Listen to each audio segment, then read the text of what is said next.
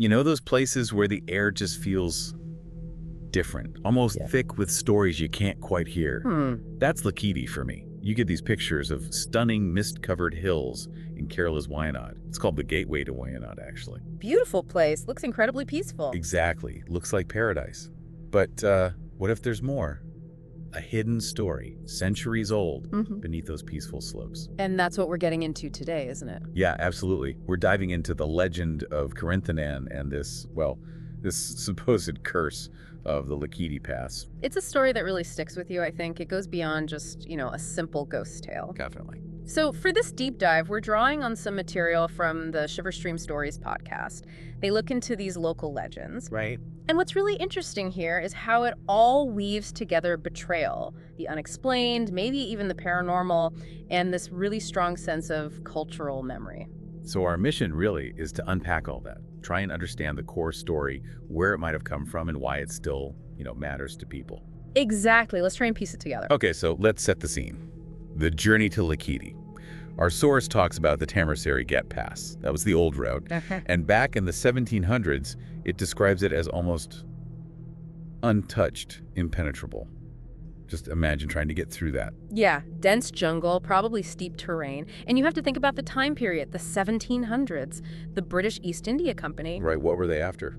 Well, they wanted a route, a connection between Calicut, which was a big port, and Wayanad up in the hills.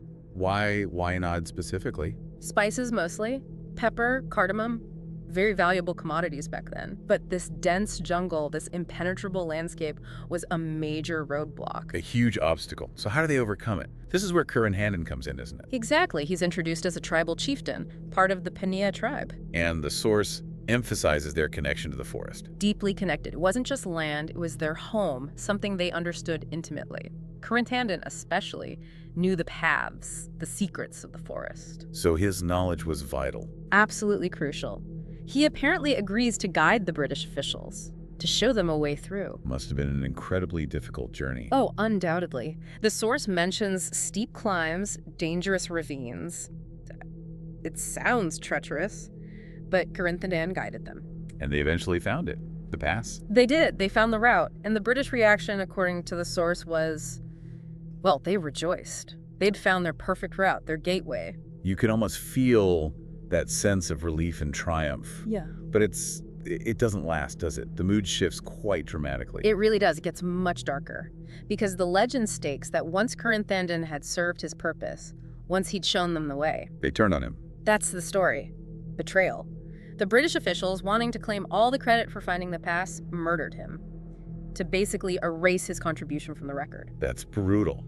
Just to erase the person who made it possible. It speaks volumes about the power dynamics, doesn't it? Colonial encounters often had these dark undercurrents. And the source even mentions where it supposedly happened. Yes, near a large banyan tree where they had made camp. That's where the legend says he was killed. And buried, right there, in the jungle. A really stark image of injustice. Buried and forgotten, or so they thought. Right. But the story insists he wasn't forgotten, because almost immediately after his death, and once the pass was actually built and being used, strange things started happening. Okay, so this is where the haunting aspect really kicks in. What kind of things? Well, the source gives some pretty vivid examples. People hearing footsteps behind them, but turning around to find no one there. Creepy. And sightings. An apparition described as a tall, tribal man, wild hair, burning eyes, who would just appear in the mist and then vanish. Wow. Matches the description of Carinthanan, presumably. That's the implication, yes. And it wasn't just sightings. There were reports of horses panicking for no reason, wagons mysteriously tipping over. Like physical manifestations? Seemingly, and people falling ill, getting unexplained sicknesses, especially if they lingered near that specific banyan tree. The tree where he was supposedly killed and buried. Exactly. The connection was made very quickly by the local people. Their interpretation was simple. Carinthanan is still here. His spirit remained. So the locals believed his spirit was causing these disturbances. Yeah. Out of anger? Anger, injustice. Yeah.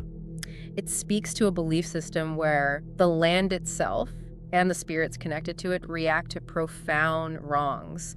The villagers were scared, but also maybe respectful of these forces. So what do? You can't just ignore things like that happening on a major route? No, exactly. They decided they needed to take action. They consulted a priest, a holy man. To perform an exorcism. Yes, they performed some kind of ritual right there at the banyan tree, the focal point of all this. But what they did next is, well, it's really unusual. How so? Instead of just trying to banish the spirit or appease it in a typical way, they decided to physically bind it to the tree. Bind it, you mean literally? Literally. The story says they use heavy iron chains, hammered links right into the bark of the banyan tree, essentially pinning the spirit there. That's quite an image. Chaining a ghost to a tree, I haven't really heard of anything quite like that. It's very specific, isn't it? Well, containing or appeasing spirits is common across cultures. This physical chaining seems pretty unique to this Lakkidi legend. And this tree is still there? Apparently, yes. It still stands a few kilometers past the main Lakkidi viewpoint, and people know it as the chain tree. The chain tree. And the chains. That's another strange part of the tale. The source mentions that these iron chains, supposedly over 200 years old now, haven't rusted. Seriously, iron chains, outdoors in a misty, humid environment for 2 centuries and no rust. That's the claim. And there are other beliefs, too, like the chains tightening during storms, almost groaning. Some say the tree has grown around the chains, absorbing them, absorbing the spirit's anger. Whether you believe it or not, it's an incredibly powerful symbol, isn't it? This tree with ancient, unrusted chains. Absolutely. It anchors the legend physically to the landscape. And does the story just stop there? In the past? Or do these strange occurrences continue? Well, obviously not everyone buys into the supernatural side of things today, but the source does share some more modern accounts. People who claim they've experienced odd things near Lakkidi, especially at night. Like what? Any specifics? There's one story about a truck driver. Swerved violently, crashed his truck. Why? He said he was trying to avoid hitting a man standing in the road, dressed in tribal clothing. And the man? Vanished. Just disappeared. Police investigated the crash, found no body, no trace of anyone else being there. But the driver's description of the man, it matched the old accounts of the Corinthian apparition. Chilling. Any others? Yeah, another one involves hikers. They were camping nearby, heard distinct drumming sounds late at night around midnight, got spooked, decided to pack up and leave. Drumming. In the middle of nowhere. Exactly. And when they retraced their path the next morning, they found unexplained footprints in the mud near where they'd heard the drums. Footprints that weren't theirs.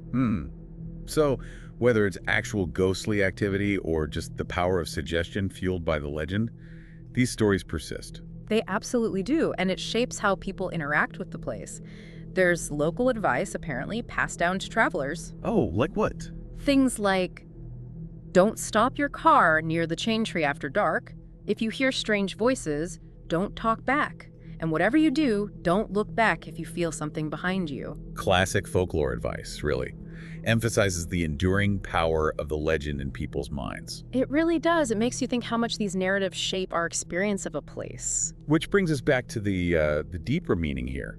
Because listening to all this, it feels like it's about more than just, a spooky story to tell around a campfire. I think so too. The podcast source frames Corinthian's story as this potent reminder, a reminder of betrayal, yes, but also of sacrifice and the kind of deep anger that injustice can breed. At its heart, it's a very human story, despite the paranormal element. And how does it connect to the present day? You mentioned the Pania tribe earlier. Right. For the Panaya community, this legend isn't just folklore, it's part of their history, their memory. The source points out their ongoing efforts to preserve their culture, their identity. This story, in a way, keeps the memory of past injustices alive. So it serves a cultural purpose, too. Definitely.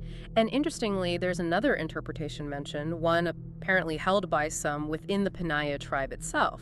Oh, what's that? That Corinthian isn't some vengeful ghost just looking for random retribution. That he's more of a guardian figure now, still watching over the path he revealed, maybe seeking a different kind of justice recognition, perhaps, for what happened, for what was taken. That shifts the perspective quite a bit, doesn't it? Right. From just a haunting to something with a much deeper cultural significance, a protector, not just a specter. Exactly. It adds another layer of complexity. So as you listen to all this, you have to ask yourself, what weight does this legend really carry? What truths about history, memory, maybe even injustice are embedded in it? It makes you think. So just to quickly recap where we've been. We started in Lakkidi, saw Corinthian's vital role, the terrible betrayal. Then the haunting of the past, the strange tales, the very unusual solution of the chain tree. Right, and those modern encounters that keep the legend alive, leading us to think about its deeper meaning beyond just ghosts. It really is this fascinating mix, isn't it? Hard historical context, the British needing a route blended with this incredibly persistent, evolving folklore. So thinking about those misty Wyandotte roads, those stories that cling to the place, what do you make of it all? A place where history and, well, the spectral seem so tangled together. Does that unrusting iron chain just represent a legend? Or maybe something more enduring about how we remember about injustice and the sheer power of the stories we tell? It definitely gives you something to mull over, the lasting power of a story, indeed. Please subscribe to our channel. Your support motivates us to create even more great content for you. Thank you so much.